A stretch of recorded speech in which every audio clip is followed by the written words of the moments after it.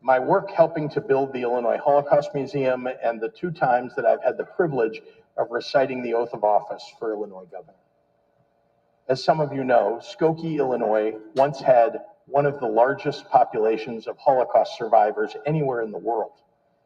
In 1978, Nazis decided that they wanted to march there. The leaders of that march knew that the images of swastika-clad young men goose-stepping down a peaceful suburban street would terrorize the local Jewish population, so many of whom had never recovered from their time in German concentration camps. The prospect of that march sparked a legal fight that went all the way to the Supreme Court. It was a Jewish lawyer from the ACLU who argued the case for the Nazis, contending that even the most hateful of speech was protected under the First Amendment. As an American and as a Jew, I find it difficult to resolve my feelings around that Supreme Court case.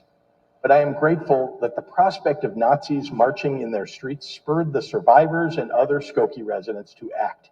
They joined together to form the Holocaust Memorial Foundation and build the first Illinois Holocaust Museum in a storefront in 1981, a small but important forerunner to the one I helped to build 30 years later here.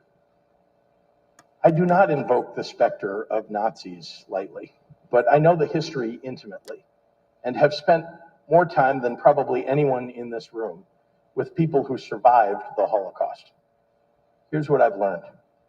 The root that tears apart your house's foundation begins as a seed of distrust and hate and blame.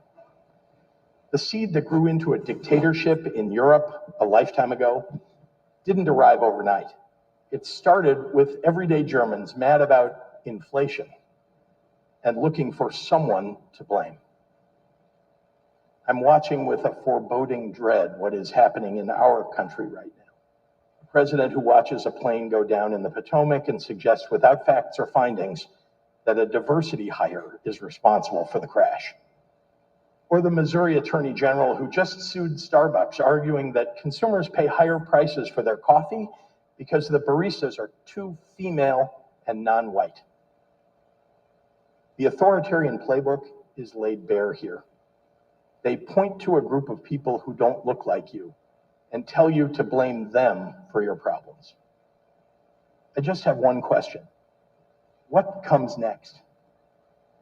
After we've discriminated against, deported, or disparaged all the immigrants and the gay and lesbian and transgender people, the developmentally disabled, the women and the minorities, once we've ostracized our neighbors and betrayed our friends, after that, when the problems we started with are still there staring us in the face, what comes next?